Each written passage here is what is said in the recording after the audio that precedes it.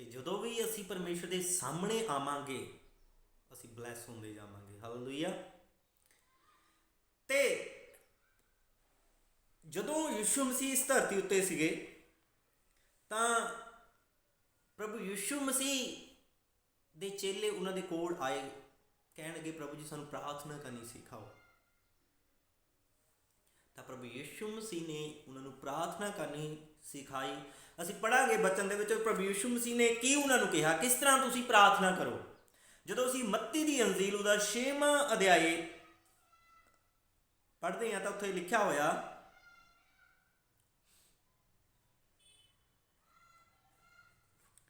ਮੱਤੀ ਦੀ ਅੰਜੀਲ ਉਹਦਾ 6ਵਾਂ ਅਧਿਆਏ ਉਹਦੀ 9 ਆਇਤ ਦੇ ਵਿੱਚ ਲਿਖਿਆ ਵਾ, अंत तुम इस रीति से प्रार्थना किया करो, हे हमारे पिता जो तू स्वर्ग में है, हालेलुया, तेरा नाम पवित्र माना जाए। यीशु मसीह अपने चेलियां नूं की कहंदा आ, की कहंदा कि तुसीं किद्दां प्रार्थना करनी आ, हे साडे पिता, परमेश्वर नूं पिता कह के बुलाउणा आ, परमेश्वर नूं पिता कह के बुलाउणा। ते एक ਜਿਹੜਾ ਬੱਚਾ ਆ ਉਹ ਆਪਣੇ ਬਾਪ ਤੋਂ ਜਦੋਂ ਬਾਪ ਨੂੰ ਪਿਤਾ ਕਹਿ ਕੇ ਬੁਲਾਉਂਦਾ ਆ ਤਾਂ ਡੈਡੀ ਕਹਿੰਦਾ ਆ, ਉਹ ਜਿਹੜਾ ਬਾਪ ਹੈ ਉਹ ਖੁਸ਼ ਹੁੰਦਾ ਆ, ਆਨੰਦਿਤ ਹੁੰਦਾ ਆ। ਹਾਲੇਲੂਇਆ। ਜਦੋਂ ਯਿਸੂ ਮਸੀਹ ਨੇ ਕੀ ਸਾਨੂੰ ਅਧਿਕਾਰ ਦਿੱਤਾ ਕਿ ਜਦੋਂ ਚੇਲਿਆਂ ਨੂੰ ਅਧਿਕਾਰ ਦਿੱਤਾ, ਮੈਨੂੰ ਅਧਿਕਾਰ ਦਿੱਤਾ, ਤੁਹਾਨੂੰ ਅਧਿਕਾਰ ਦਿੱਤਾ ਕਿ ਜਦੋਂ ਤੁਸੀਂ ਪ੍ਰਾਰਥਨਾ ਕਰੋ ਤਾਂ ਕਿੱਦਾਂ ਕਰੋ। ਯਿਸੂ ਨੇ ਕੀ ਕਿਹਾ ਕਿ ਜਦੋਂ ਤੁਸੀਂ ਪ੍ਰਾਰਥਨਾ ਕਰਨੀ ਆ ਪਰਮੇਸ਼ਰ ਨੂੰ ਪਿਤਾ ਕਹਿ ਕੇ, ਪਿਤਾ ਕਹਿਣਾ ਕਿਹਦਾ? ਆਪਣਾ ਪਿਤਾ, ਮੇਰਾ ਪਿਤਾ। हे हमारे पिता जो तू स्वर्ग में है, तेरा नाम पवित्र माना जाए। प्रभु तू पवित्र है ਤੇ ਸਵਰਗ ਦੇ ਵਿੱਚ ਤੇਰਾ ਨਾਮ ਪਵਿੱਤਰ ਮੰਨਿਆ ਜਾਂਦਾ ਆ।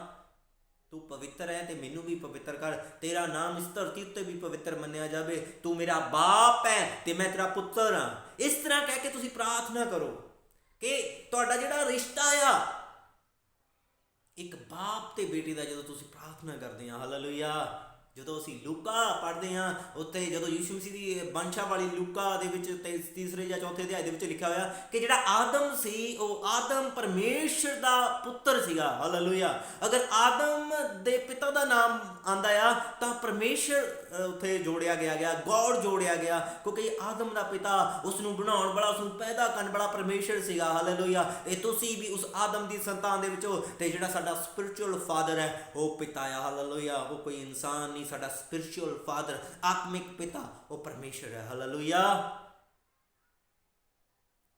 ਆਮੀਨ। ਸਾਡਾ ਆਤਮਿਕ ਪਿਤਾ ਪਰਮੇਸ਼ਰ, ਉਸ ਤੋਂ ਇਲਾਵਾ ਕੋਈ ਨਹੀਂ। ਹਾਲੇਲੂਇਆ। ਜਦੋਂ ਅਸੀਂ ਆਪਣੇ ਆਤਮਿਕ ਪਿਤਾ ਦੇ ਅੱਗੇ ਜਾਵਾਂਗੇ, ਪ੍ਰਾਰਥਨਾ ਕਰਾਂਗੇ, ਇੱਕ ਰਿਸ਼ਤਾ, ਜਦੋਂ ਇੱਕ ਐਗਜ਼ਾਮਪਲ ਦੇ ਤੌਰ ਤੇ ਜਦੋਂ ਇੱਕ ਬੱਚਾ ਮੰਨ ਲਓ ਆਪਣੇ ਪਿਤਾ ਦੇ ਕੋਲੋਂ ਉਸਨੇ ਕੁਝ ਲੈਣਾ ਆ, ਮੰਨ ਲਓ ਉਸਨੂੰ, ਉਹ ਛੋਟਾ ਬੱਚਾ ਆ, ਉਸਨੂੰ ਮੰਨ ਲਓ ਕਿਸੇ ਚੀਜ਼ ਦੀ ਜ਼ਰੂਰਤ ਹੈ, ਕਾਪੀ ਦੀ ਜ਼ਰੂਰਤ ਹੈ, ਮੰਨ ਲਓ ਪੈਨ ਦੀ ਜ਼ਰੂਰਤ ਹੈ। ਅਗਰ ਉਹ ਬੱਚਾ ਰੋ ਕੇ ਜਾਏ, ਪਾਪਾ ਮੈਨੂੰ ਪੈਨਸ਼ਨ ਦੇ ਦਿਓ, ਪੈਨਸ਼ਨ ਦੇ ਦਿਓ, ਪੈਨਸਲ ਦੇ ਦਿਓ, ਪੈਨਸਲ, ਰੋ ਕੇ ਜਾਏ, ਤਕਲੀਫ ਦੇ ਨਾਲ ਜਾਵੇ, ਤਾਂ ਕੀ ਉਹ ਜਿਹੜਾ ਬਾਪ ਹੈ ਖੁਸ਼ ਹੋਏਗਾ ਕਿ ਮੇਰਾ ਬੱਚਾ ਕਾਪੀ ਨੂੰ ਰੋਂਦਾ, ਪੈਨ ਨੂੰ ਰੋਂਦਾ ਮੇਰੇ ਕੋਲ? ਨਹੀਂ। ਅਗਰ ਉਹ ਸਿੱਧਾ ਜਾਏ, ਪਾਪਾ ਜੀ ਮੈਨੂੰ ਪੈਨਸਲ ਚਾਹੀਦੀ ਹੈ ਜਾਂ ਪੈਨ ਚਾਹੀਦਾ, ਕੁਝ ਵੀ ਚਾਹੀਦਾ, ਕੀ ਉਹ ਬਾਪ ਉਹ ਦੇਗਾ? ਨਹੀਂ ਦੇਗਾ ਉਸਨੂੰ ਲੈ ਕੇ। ਹਾਲੇਲੂਇਆ। ਤੇ ਯਿਸੂ ਮਸੀਹ ਨੇ ਕਿਹਾ, ਕਹਿੰਦਾ ਤੁਸੀਂ ਅਗਰ ਸੰਸਾਰਿਕ ਪਿਤਾ ਹੋ ਕੇ ਆਪਣੇ ਬੱਚਿਆਂ ਨੂੰ ਅੱਛੀਆਂ ਚੀਜ਼ਾਂ ਦਿੰਦੇ ਹੋ ਤਾਂ ਮੈਂ ਤਾਂ ਤੁਹਾਡਾ ਸਵਰਗੀ ਪਿਤਾ, ਮੈਂ ਤੁਹਾਨੂੰ ਅੱਛੀਆਂ ਚੀਜ਼ਾਂ ਕਿਉਂ ਨਹੀਂ ਦੇਵੇਗਾ। ਇੱਕ ਸੰਸਾਰਿਕ ਬਾਪ ਆਪਣੇ ਬੱਚਿਆਂ ਨੂੰ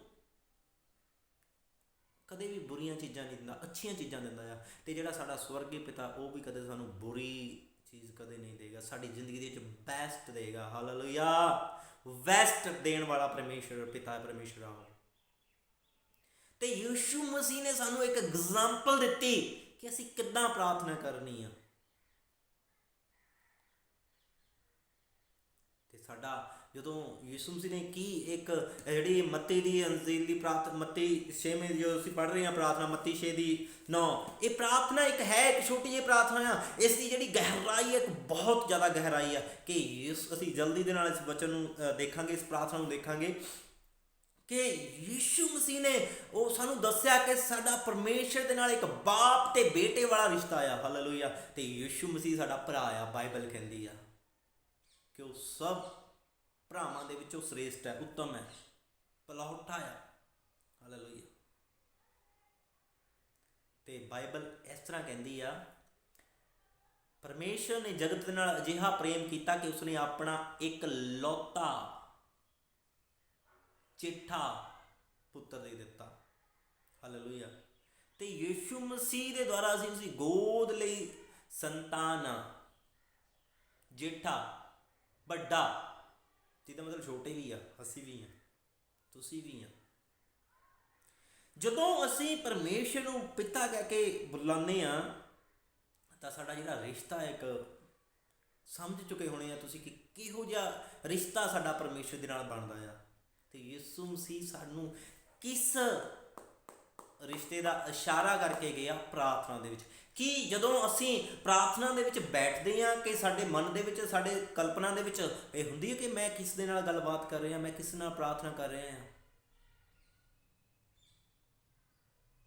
ਕਿ ਮੈਂ ਆਪਣੇ ਬਾਪ ਦੇ ਕੋਲੋਂ ਮੰਗ ਰਿਹਾ ਹਾਂ। ਹਾਲੇਲੂਇਆ।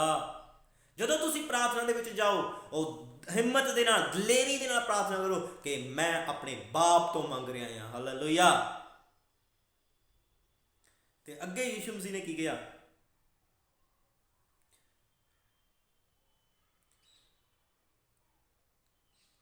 अंत तुम इस रीति से प्रार्थना किया करो, हे हमारे पिता जो तू स्वर्ग में है, तेरा नाम पवित्र माना जाए। पिता ने कहना, प्रभु जी तू पवित्र है, तू महान है, तेरा नाम स्वर्ग दे विच पवित्र मन्निया जाता है, धरती ते भी पवित्र मन्निया जाए। हालेलुया। तेरा राज्य आए, ते पिता दे राज दी, इस संसार उत्ते जो इच्छा है उसकी पिता परमेश्वर दी, उस इच्छा दे लिए प्रार्थना करनी, प्रभु तेरा राज इस धरती उत्ते आ जाए, तेरी इच्छा जैसे स्वर्ग में पूरी होती है वैसे पृथ्वी पर भी हो। ते प्रभु जी जिस तरह तो स्वर्ग दे विच स्वर्गदूतां नूं हुक्म दिंदा, वो तेरी उसे समय इच्छा नूं पूरा कर दिंदे आ, तेरे हुक्म दी उसे समय पालना करदे आ। प्रभु तेरी इच्छा जिस तरह स्वर्ग दे विच पूरी हुंदी है, धरती उत्ते भी तेरी इच्छा पूरी हो जाए। इस तरह प्रार्थना करनी है। अगे की क्या? हमारे दिन भर की रोटी आज हमें दे। हालेलुया। हमारे दिन भर की रोटी आज हमें दे। ते किहड़ी रोटी की गल कर रहे यीशु मसीह? जिहड़ी असीं भोजन सवेरे उठ के या दोपहर नूं या रात नूं सौण समय खाने आ, कि उस रोटी की गल कर रहे आ? नहीं, परमेश्वर इस रोटी की गल नहीं कर रहा। यीशु मसीह इस रोटी की गल नहीं कर रहा। हमारे दिन भर की रोटी, परमेश्वर तेरी इच्छा की आ मेरी जिंदगी दे विच, मेरी आत्मिक रोटी की आ, मेरी आत्मिक खुराक की आ। ते यीशु मसीह की कहंदा आ कि स्वर्ग दे विच असीं काहदे नाल जीवांगे? उन्हां चीज़ां दे नाल, रोटी दे नाल नहीं, बल्कि परमेश्वर दे मुख दे विचों निकले हुए शब्दां दे नाल असीं जिउंदे रहांगे। आत्मिक रोटी की गल कर रहा कि परमेश्वर की जो इच्छा साडी जिंदगी दे विच आ, उस इच्छा दे नाल असीं चलांगे ते जिउंदे रहांगे। हालेलुया। परमेश्वर इत्थे रोटियां दी, परौंठियां दी, मटर पनीर की गल नहीं कर रहा हैगा। यीशु मसीह मटर पनीर, मच्छी, मीट, चिकन, इन्हां चीज़ां की गल नहीं कर रहा, संसारिक भोजन की गल नहीं कर रहा। हालेलुया। हमारी प्रभु उठ के पूछना, प्रभु पिता पिता जी अज मेरे जीवन दे विच की तुहाडी इच्छा है कि मैं की करा? मैं जिस काम उत्ते जा रहा उत्ते परमेश्वर की इच्छा नूं पुछना, प्रभु तुसी मेरे लिए की चाहते हो? प्रभु अपनी इच्छा नूं मेरे उत्ते प्रगट कर। प्रभु अपना अपने आत्मा द्वारा मेरे नाल गलबात कर, मैनूं दस कि मैं अज की करा। हालेलुया। तो परमेश्वर की इच्छा नूं पुछना। अपनी आत्मिक रोटी, संसारिक रोटी की गल नहीं की, संसार की गल यीशु मसीह ने कह दी आ, तू मेरे धर्म ते राह की खोज कर। संसारिक चीज़ां, ये संसारिक रोटी एक संसारिक चीज़ है, एक संसारिक वस्तु आ। ਤੇ ਆਤਮਿਕ ਰੋਟੀ ਦੀ ਇੱਥੇ ਗੱਲ ਹੋ ਰਹੀ ਹੈ। ਜਦੋਂ ਅਸੀਂ प्रार्थना करनी है इस रीति ना करनी है, हमारे दिन भर की रोटी आज हमें दे। प्रभु आज के दिन का तेरा मैसेज की आ, मेरे लिए कलाम की है, तेरी बाणी की आ, वो मैनू दे। इस तरह प्रार्थना करनी है। हालेलुया। और जिस प्रकार हमने अपने अपराधों और जिस प्रकार हमने अपने अपराधियों को क्षमा किया है, वैसे ही तू भी हमारे अपराधों को क्षमा कर। अगला पॉइंट, ਅਸੀਂ ਕੀ ਕਰਨਾ ਆ, ਆਪਣੇ अगर परमेश्वर के कोलों ਅਸੀਂ ਆਪਣੇ ਪਾਪਾਂ ਤੇ ਗੁਨਾਹਾਂ ਦਾ ਛੁਟਕਾਰਾ ਪਾਣਾ ਆ, ਤਾਂ ਪਰਮੇਸ਼ਰ ਨੂੰ ਕਹਿਣਾ ਪ੍ਰਭੂ ਅਸੀਂ ਆਪਣੇ ਗੁਨਾਹਗਾਰਾਂ ਨੂੰ, ਅਸੀਂ ਆਪਣੀ ਗਲਤੀਆਂ ਕਰਨ ਵਾਲਿਆਂ ਨੂੰ, ਅਸੀਂ ਆਪਣੇ ਸਤਾਉਣ ਵਾਲਿਆਂ ਨੂੰ ਅਸੀਂ ਮਾਫ ਕੀਤਾ ਆ, ਤੇ ਸਾਨੂੰ ਵੀ ਮਾਫ ਕਰ। ਇਹ ਨਾ ਹੋਵੇ ਕਿ ਤੁਸੀਂ ਆਪਣੇ ਸਤਾਉਣ ਵਾਲਿਆਂ ਨੂੰ ਮਾਫ ਨਾ ਕਰੋ, ਉਹਨਾਂ ਦੇ ਪ੍ਰਤੀ ਕੁੜਕੜਾਓ, ਉਹਨਾਂ ਦੇ ਪ੍ਰਤੀ ਨਫ਼ਰਤ ਰੱਖੋ, ਪਰਮੇਸ਼ਰ ਤੁਹਾਨੂੰ ਕਦੇ ਵੀ ਮਾਫ ਨਹੀਂ ਕਰੇਗਾ। वचन की कहता है, और जिस प्रकार हमने अपने अपराधियों को क्षमा किया है, सानू पहला क्षमा करना पैना दूजियां नू जिन्होंने साड़ी जिंदगी च बुरा किया या कुछ भी कोई भी हो गया, उन्होंने की कहना माफ करना पैना दिल तो। फिर कहना प्रभु मैनू भी माफ कर दे। हालेलुया। ते परमेश्वर थानू फिर माफ कर देगा, माफ कर देगा, चाहे कोई भी गलती हो जाती, कोई भी गुनाह, क्योंकि वो परमेश्वर दयालु परमेश्वर, माफ करने वाला परमेश्वर। हालेलुया।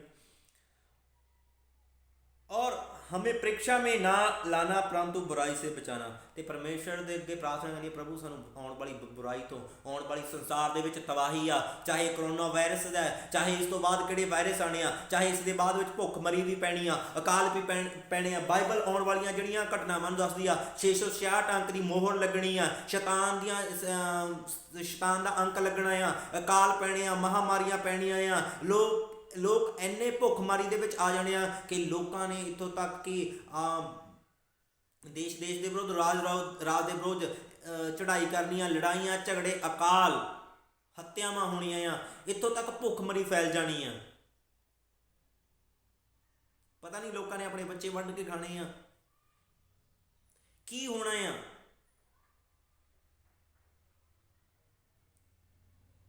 प्रभु को कहना प्रभु मैनू आने वाली मुसीबतों, जो संसार दे विच आने वाला दुख आ रहा है, आने वाले समय दे विच समस्यावां आ रही, आने वाले समय दे विच विपतावां आ रही, इन्हां परीक्षावां तो, इन्हां बुराइयां तो, ये तो प्रभु मैनू बचा, मेरी रक्षा कर।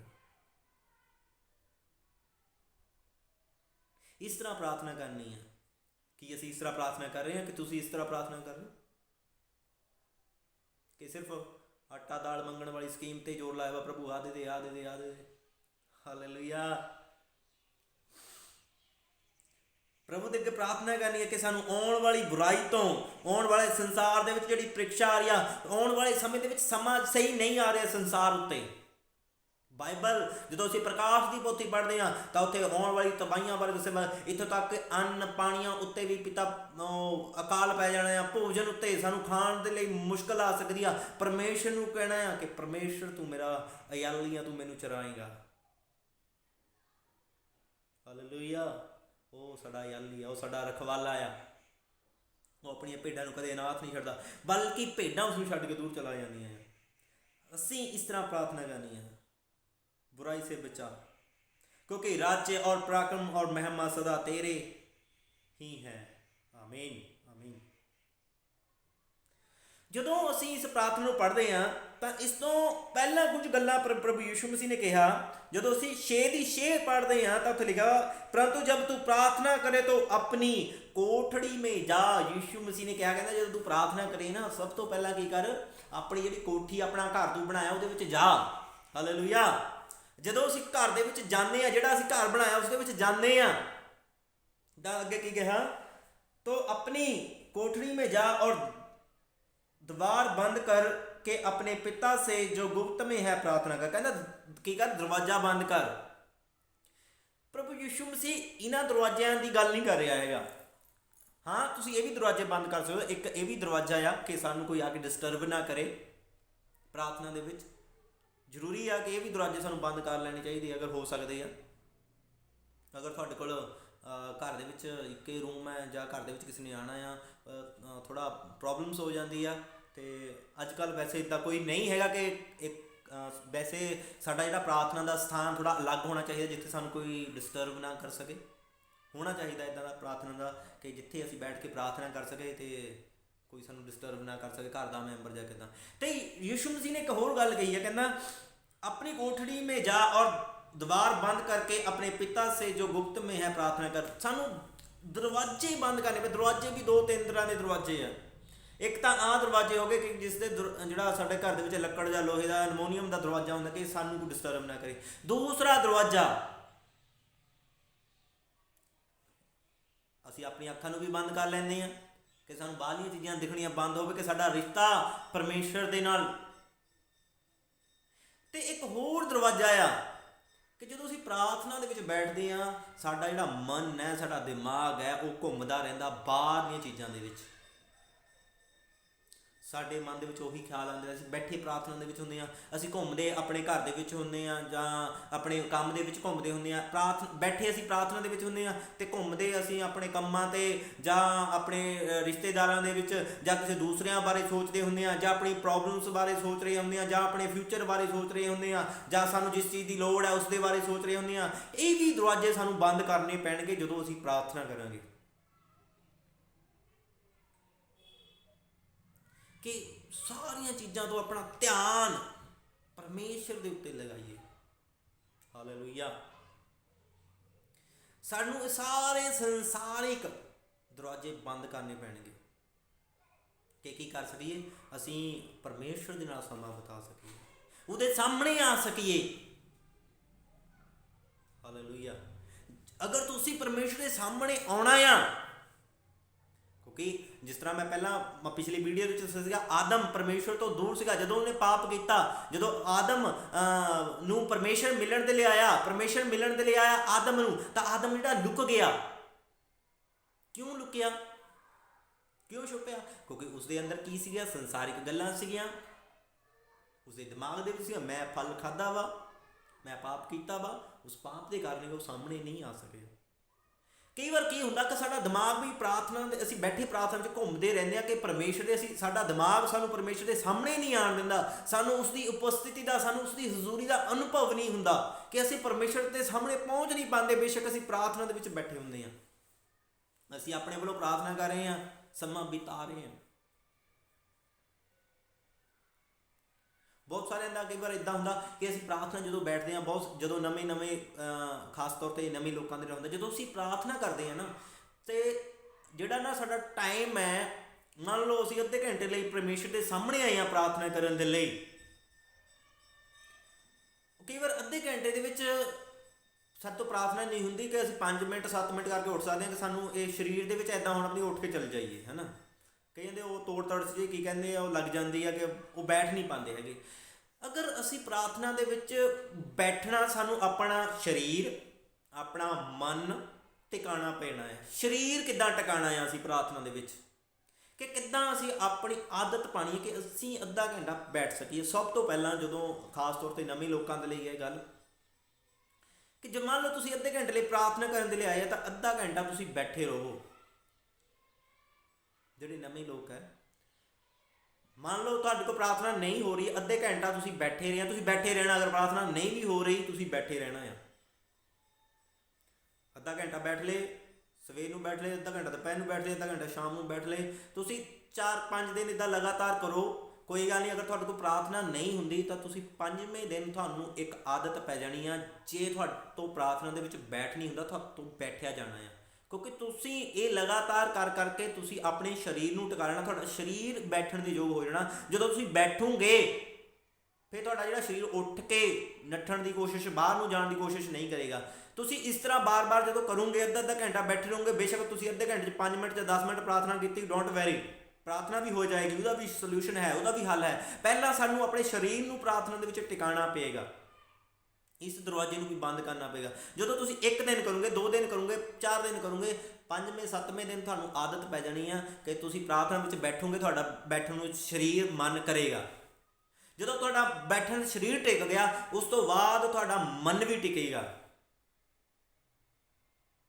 ਜਦੋਂ ਤੁਹਾਨੂੰ ਆਦਤ ਪੈ ਗਈ ਬੈਠਣ ਦੀ, ਤੁਹਾਨੂੰ ਫਿਰ ਆਦਤ ਹੌਲੀ ਹੌਲੀ ਜਦੋਂ ਤੁਸੀਂ ਬਾਰ ਕਰੋਗੇ ਤਾਂ ਤੁਸੀਂ ਸਫਲ ਹੋਵੋਗੇ ਯੀਸ਼ੂ ਮਸੀਹ ਦੇ ਨਾਮ ਦੇ ਵਿੱਚ। ਤੁਹਾਡੇ ਪਹਿਲਾਂ ਸਰੀਰ ਨੂੰ ਟਿਕਾਣਾ ਪੈਣਾ ਆ। ਹਾਲੇਲੂਇਆ। ਤੇ ਪ੍ਰਾਰਥਨਾ ਦੇ ਵਿੱਚ ਇਹ ਜਿੰਨੇ ਵੀ ਸਾਡੇ ਜਿਹੜੇ ਦਰਵਾਜ਼ੇ ਆ, ਆਤਮਿਕ ਦਰਵਾਜ਼ੇ ਆ, ਸੰਸਾਰਿਕ ਦਰਵਾਜ਼ੇ ਆ, ਸਰੀਰਕ ਦਰਵਾਜ਼ੇ ਆ, ਇਹ ਬੰਦ ਕਰਨੇ ਪੈਣੇ ਆ ਕਿ ਅਸੀਂ ਕੀ ਕਰ ਸਕੀਏ, ਪਰਮੇਸ਼ਰ ਦੇ ਸਾਹਮਣੇ ਆ ਸਕੀਏ। ਹਾਲੇਲੂਇਆ। ਅੱਗੇ ਕੀ ਗਿਆ, ਗੁਪਤ ਵਿੱਚ ਕੀ ਕਰ ਆਪਣੇ ਕੀ ਕਰ दरवाजे ਨੂੰ बंद कर, अपने पिता से जो गुप्त में है प्रार्थना कर, तब तेरा पिता जो गुप्त में है देखता है तुझे प्रतिफल देगा। प्रार्थना करते समय अन्य जातियों के समान बक बक ना कर, क्योंकि वे समझते हैं कि उनके बहुत बोलने से उनकी सुनी जाएगी। इसलिए तुम उनके समान ना बनो, क्योंकि तुम्हारा पिता तुम्हारे मांगने से पहले ही जानता है कि तुम्हारी क्या आवश्यकताएं हैं। ਤੇ ਜਿਹੜੀ ਪ੍ਰਾਰਥਨਾ ਦੇ ਵਿੱਚ ਇੱਕੇ ਗੱਲ ਬਾਰ-ਬਾਰ ਨਹੀਂ ਅਸੀਂ ਕਹਿਣੀ, ਜਿਸ ਤਰ੍ਹਾਂ ਮੈਂ ਪਹਿਲਾਂ ਦੱਸ ਕੇ ਰਿਹਾ, ਮੰਗਣ ਵਾਲੀ ਪ੍ਰਾਰਥਨਾ ਨਹੀਂ, ਪ੍ਰਭੂ ਆ ਦੇ ਦੇ ਬਾਰ ਉਸੇ ਗੱਲ ਨੂੰ ਨਹੀਂ। ਮਤਲਬ ਪਰਮੇਸ਼ਰ ਦੇ ਸਾਹਮਣੇ ਆਣਾ, ਉਸ ਨਾਲ ਗੱਲਬਾਤ ਕਰਨਾ, ਉਸ ਦੀ ਹਜ਼ੂਰੀ ਨੂੰ ਅਨੁਭਵ ਕਰਨਾ। ਤੇ ਜਦੋਂ ਅਸੀਂ ਗੁਪਤ ਵਿੱਚ ਪ੍ਰਾਰਥਨਾ ਕਰਨੀ ਆ, ਗੁਪਤ ਵਿੱਚ ਪ੍ਰਾਰਥਨਾ ਕਰਨ ਦਾ ਮਤਲਬ ਅਸੀਂ ਪ੍ਰਾਰਥਨਾ ਕਰਦੇ ਹਾਂ, ਕਈ ਵਾਰ ਕੀ ਕਰਦੇ ਹਾਂ, ਅਸੀਂ ਉੱਚੀ ਬੋਲ ਕੇ ਕਰਦੇ ਹਾਂ। ਅਸੀਂ ਦੇਖਣਾ ਹੈ ਕਿ ਜਦੋਂ ਅਸੀਂ ਪਰਸਨਲ ਪ੍ਰਾਰਥਨਾ ਕਰਦੇ ਹਾਂ ਕਿ ਹਾਂ, ਅਸੀਂ ਬਹੁਤ ਸਾਰਿਆਂ ਨੂੰ ਆਦਤ ਹੁੰਦੀ ਹੈ ਕਿ ਹਾਂ ਅਸੀਂ ਚੁੱਪ ਮੂੰਹ ਦੇ ਵਿੱਚ ਇੱਦਾਂ ਸ਼ਾਂਤ ਰਹਿ ਕੇ ਪ੍ਰਾਰਥਨਾ ਨਹੀਂ ਕਰ ਸਕਦੇ, ਕਿਹਨੂੰ ਆਦਤ ਹੁੰਦੀ ਆ। ਪਰ ਸਾਡੀ ਉਹ ਆਦਤ ਇੰਨੀ ਵੀ ਹੁਣ ਨਹੀਂ ਹੋਣੀ ਚਾਹੀਦੀ ਕਿ ਅਸੀਂ ਪ੍ਰਾਰਥਨਾ ਉੱਚੀ ਕਰੀਏ ਕਿ ਨਾਲ ਦੇ ਗੁਆਂਢੀਆਂ ਨੂੰ ਸੁਣੇ ਜਾਵੇ। ਨਹੀਂ, ਅਗਰ ਸਾਤੋਂ ਚੁੱਪ ਰਹਿ ਕੇ ਪ੍ਰਾਰਥਨਾ ਹੁੰਦੀ, ਆਪਾਂ ਧੀਮੀ ਆਵਾਜ਼ ਦੇ ਨਾਲ, ਜਿਹੜੀ ਸਾਡੀ ਆਵਾਜ਼ ਸਾਡੇ ਹੀ ਕੰਨਾਂ ਦੇ ਵਿੱਚ ਰਵੇ, ਬਾਹਰ ਨਾ ਜਾਵੇ, ਗੁਪਤ ਵਿੱਚ ਪ੍ਰਾਰਥਨਾ ਕਰਨੀ। ਜਿਹਨੂੰ ਪਰਮੇਸ਼ਰ ਜਾਣਦਾ ਹੋਵੇ, ਤੁਸੀਂ ਜਾਣਦਾ ਹੋਵੇ। ਬਹੁਤ ਸਾਰੇ ਕਰ ਲੈਂਦੇ ਆ ਪ੍ਰਾਰਥਨਾ ਇੱਦਾਂ ਕਿ ਉਹ ਚੁੱਪ ਵੀ ਰਹਿੰਦੇ ਆ, ਹੋਂਠਾਂ ਤੋਂ ਬੋਲਦੇ ਵੀ ਨਹੀਂ, ਫਿਰ ਵੀ ਅੱਛੀ ਪ੍ਰਾਰਥਨਾ ਕਰ ਲੈਂਦੇ ਆ ਗੁਪਤ ਦੇ ਵਿੱਚ। ਉਹ ਹਰੇਕ ਇਨਸਾਨ ਦੀ ਅਲੱਗ-ਅਲੱਗ ਹਾਲਾਤ ਹੋ ਸਕਦੇ ਆ, ਉਹ ਕਿੱਦਾਂ ਉਹ ਹੈਂਡਲ ਕਰਦਾ। ਬਹੁਤ ਸਾਰੇ ਜਦੋਂ ਪ੍ਰਭੂ ਯਿਸੂ ਮਸੀਹ ਦੇ ਵਿੱਚ ਆਉਂਦੇ, ਨਵੇਂ ਕਈਆਂ ਦੇ ਵਿੱਚ ਬਹੁਤ ਸਾਰੀਆਂ ਪ੍ਰੋਬਲਮਸ ਆਉਂਦੀਆਂ ਆ ਪ੍ਰਾਰਥਨਾ ਕਰਨ ਦੇ ਵਿੱਚ। ਜਦੋਂ ਅਸੀਂ ਪ੍ਰਾਰਥਨਾ ਜਿਹੜੀ ਆ, ਉਹ ਇੱਕ ਰਿਸ਼ਤਾ ਆ ਪਰਮੇਸ਼ਰ ਦੇ ਨਾਲ। ਪ੍ਰਾਰਥਨਾ ਮੰਗਣਾ ਨਹੀਂ ਹੈਗਾ, ਰਿਸ਼ਤਾ ਆ ਪਰਮੇਸ਼ਰ ਦੇ ਨਾਲ। ਹਾਲੇਲੂਇਆ। ਯਿਸੂ ਮਸੀਹ ਮੱਤੀ 3:9 ਦੇ ਵਿੱਚ ਸਾਨੂੰ ਰਿਸ਼ਤਾ ਜੋੜਨ ਦੇ ਲਈ ਕਹਿ ਕੇ ਗਏ। ਪਿਤਾ ਤੇ ਪੁੱਤਰ ਦਾ ਰਿਸ਼ਤਾ, ਮੇਰਾ ਪਰਮੇਸ਼ਰ ਦਾ ਰਿਸ਼ਤਾ, ਤੁਹਾਡਾ ਪਰਮੇਸ਼ਰ ਦਾ ਰਿਸ਼ਤਾ ਜੋੜਨ ਦੇ ਲਈ ਸਿਖਾ ਕੇ ਗਏ ਆ। ਹਾਲੇਲੂਇਆ। ਜਦੋਂ ਤੁਸੀਂ ਪ੍ਰਾਰਥਨਾ ਕਰਨੀ ਆ, ਗੁਪਤ ਦੇ ਵਿੱਚ ਕਰਨੀ ਆ, ਕਿ ਅਗਰ ਤੁਸੀਂ ਕੁਛ ਮੰਗਦੇ ਆ ਗੁਪਤ ਦੇ ਵਿੱਚ, ਉਹ ਤੁਹਾਡਾ ਤੇ ਪਰਮੇਸ਼ਰ ਦੇ ਵਿੱਚ ਹੋਵੇ। ਕੋਸ਼ਿਸ਼ ਕਰੀਏ ਕਿ ਅਸੀਂ ਇੱਕ ਸਥਾਨ ਚੁਣੀਏ, ਅਲੱਗ ਜਗ੍ਹਾ ਚੁਣੀਏ ਕਿ ਅਸੀਂ ਇੱਥੇ ਬੈਠ ਕੇ ਪ੍ਰਾਰਥਨਾ ਕਰ ਸਕੀਏ, ਜਿੱਥੇ ਸਾਨੂੰ ਕੋਈ ਇਨਸਾਨ ਨਾ ਡਿਸਟਰਬ ਕਰ ਸਕੇ। ਫਿਰ ਆਪਣੇ ਸਰੀਰ ਨੂੰ ਟਿਕਾਈਏ, ਆਪਣੇ ਮਨ ਨੂੰ ਟਿਕਾਈਏ, ਬਾਰ ਯਤਨ ਕਰੀਏ ਪ੍ਰਾਰਥਨਾ ਕਰਨ ਦਾ, ਤੇ ਸਫਲ ਹੋਵਾਂਗੇ। ਅਗਰ ਅਸੀਂ ਕੋਸ਼ਿਸ਼ ਨਹੀਂ ਕਰਾਂਗੇ, ਸਫਲ ਨਹੀਂ ਹੋਵਾਂਗੇ। ਸਾਡਾ ਜਿਹੜਾ ਪਹਿਲਾ ਧਾਗਾ ਆ, ਤਿੰਨ ਧਾਗਿਆਂ ਦੇ ਵਿੱਚੋਂ ਪਹਿਲਾ ਧਾਗਾ ਤੁਹਾਡੀ ਪ੍ਰਾਰਥਨਾ ਹੈ, ਤੁਹਾਡੀ ਪ੍ਰੇਅਰ ਲਾਈਫ ਹੈ। ਹਾਲੇਲੂਇਆ। ਪ੍ਰੇਅਰ ਦੇ ਵਿੱਚ ਹੋਰ ਵੀ ਬਹੁਤ ਸਾਰੀਆਂ ਹੈਗੀਆਂ, ਪ੍ਰਭੂ ਯਿਸੂ ਮਸੀਹ ਨੇ ਪਾਬੰਦੀਆਂ ਦਿੱਤੀਆਂ ਕਿ ਕਿੱਦਾਂ ਪ੍ਰਾਰਥਨਾ ਕਰਨੀ ਹੈ, ਕਿ ਆਉਣ ਵਾਲੇ ਸਮੇਂ ਦੇ ਵਿੱਚ ਦੇਖਾਂਗੇ। ਜੈ ਮਸੀਹ।